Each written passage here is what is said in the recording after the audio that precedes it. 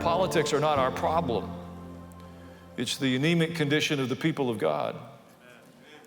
And Paul said there'll be fierce times because human character will deteriorate. And then he makes an interesting statement. He says people will be lovers of pleasure rather than lovers of God. They'll have a form of godliness, but deny its power. And then the next phrase is important. He didn't say live amongst them as evangelists. He said have nothing to do with them. They'll have a form of godliness but deny His power. They'll have religious language. They'll have religious architecture. They'll hold religious services, but they will deny the power of God. Gee, that doesn't sound prevalent. Exceedingly fierce times because of the deterioration of human character. Matthew 24, Jesus spoke to it directly. Matthew 24 is Jesus' most lengthy prophetic passage. He's the greatest of all the Hebrew prophets, greater than Isaiah or Jeremiah that we're reading right now. Of all the Hebrew prophets, Jesus is the most celebrated. And Matthew 24 was his most lengthy single prophetic discourse. He said, nation will rise against nation and kingdom against kingdom. In Greek, it's ethnos, from which we get ethnic. Not nation states, but ethnic conflict in the earth. We see a lot of that. There'll be famines and earthquakes in various places. All these are the beginning of birth pains. The beginning of birth pains. It's that episodic, my father was a vet, most of you know, I've seen lots and lots of things born. Foals and calves and kittens and puppies. And once birth pains begin, there's some things that are observable. I've never given birth. I don't identify as a birthing person.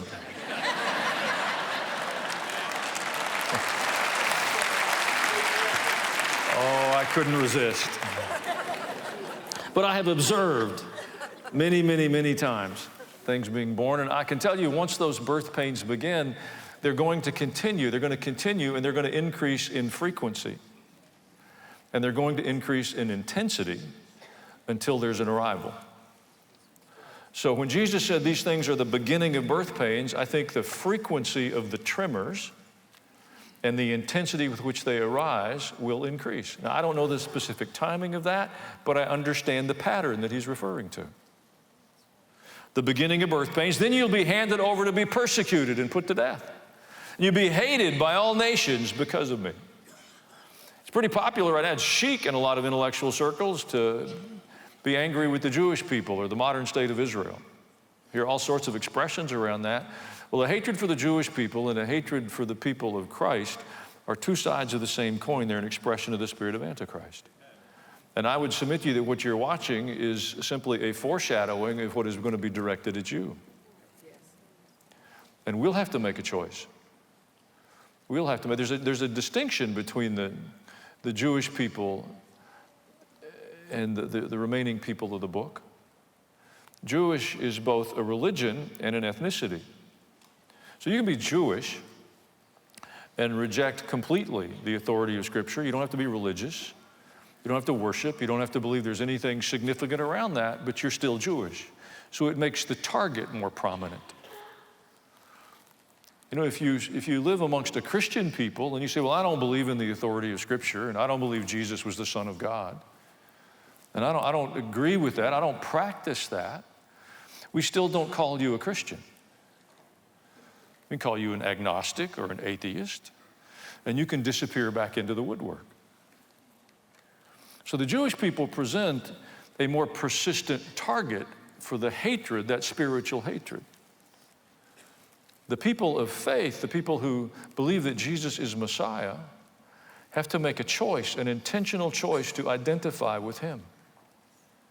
And Jesus, in this passage, we're not going to dwell on it, but he points out that there'll be an enormous falling away because as the pressure intensifies, there'll be people who make a calculated decision. They'll call it good business.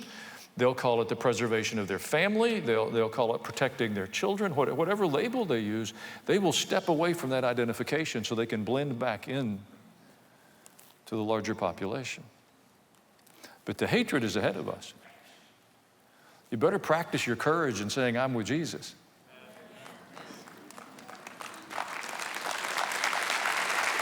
I find that courage and perseverance and overcoming all of those things, they're like muscles. They have to be exercised to gain strength.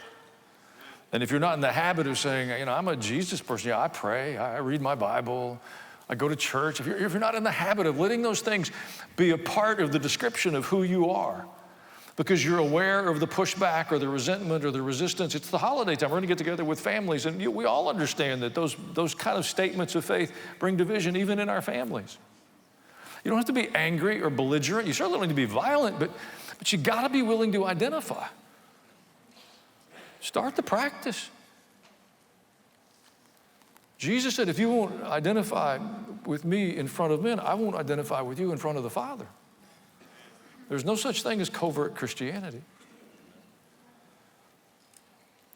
You'll be hated by all nations because of me. At that time, many will turn away from the faith and betray and hate each other. Why? Because there's tremendous pressure.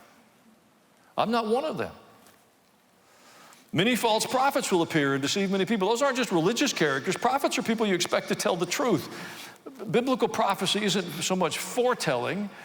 The prophets were God's representatives to the people. This is God's perspective. This is the truth. Marriage is between a man and a woman, a biblical principle, not a political ideology. God created us male and female, a biblical principle, not some cultural ideology. False prophets will no longer tell the truth.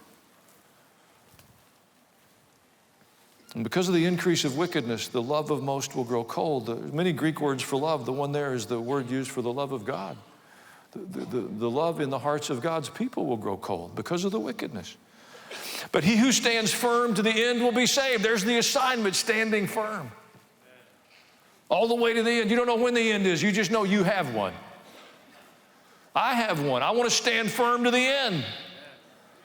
Well, I'd rather go to a party or have a picnic or have cake but sometimes we have to stand firm. The implications all around there is it won't be easy, that there'll be boiling hatred, and there'll be folks who abandon the story, and they'll create hate, and it'll be intense. And then the penultimate sign of the culmination of the age is this gospel of the kingdom will be preached in the whole world as a testimony to all nations. And then the end will come. The ultimate sign of the end of the age isn't the Antichrist or his beastly activity or all the horrific things that may happen in the world. The ultimate sign is the proclamation of the gospel in the whole earth. Did you know we have an assignment to play? We're a linchpin in the culmination of the age. How seriously do we take that? Forget the distant nations and learning other languages. The technology is really taking down all of those walls so rapidly it's dizzying. The proclamation of the gospel starts with your sphere of influence. Does everybody that you know you understand your alignment with the gospel? Doesn't mean they're all going to accept it. It doesn't mean they're all going to join you. But you don't want anybody in your sphere of influence that doesn't understand the alignment of your life. If you're hiding the truth, you're described in that passage. If you're abandoning the truth because it's uncomfortable in your circle of friends, you either need more courage to tell your friends the truth or you're going to need new friends. Don't forfeit your place in the kingdom because you're trying to win the approval of people who don't intend to honor the Lord. That's not a good bargain. Fierce times. Matthew chapter 5, it's the Sermon on the Mount. Jesus is giving the Beatitudes. This is included in that litany, kind of that unfolding statements of blessings. Blessed are those who are persecuted because of righteousness, for theirs is the kingdom of heaven.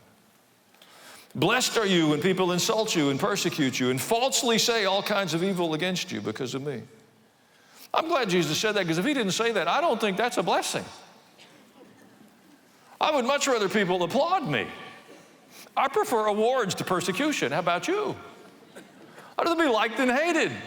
Then we read that and go, oh yes, I don't. Did you ever run a 5K? I've kind of shuffled the 5K. Wasn't trying to impress anybody, I just wanted to make it. But those are so fun because people line the route that you're running and they stand and applaud. They don't know you. And they're going, oh, good job, keep it up, you look great. No, I don't, I can't find enough oxygen. And there's little stations along the way. They'll give you fruit or refreshments or water, hydration. I'm like, go, good job. You know, I think, well, that would be how I'd like it if I'm going to be a Christ follower.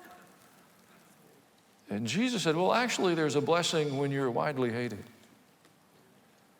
when you're persecuted because of me? Do you have the imagination that every time you deny your faith, or you turn the volume down on your faith, or you try to camouflage your identity with Christ, that you forfeit the blessings of God? You know, the Bible presents us with two alternatives, blessings and curses. There's really no middle lane. When you're hiding from blessings, when you're making choices to intentionally avoid what God said would bring you a blessing, you are volunteering for curses. Thank you for watching this video. If you enjoyed it, subscribe to the channel. You know the drill. Hit the bell for notifications. If you want to, leave a comment.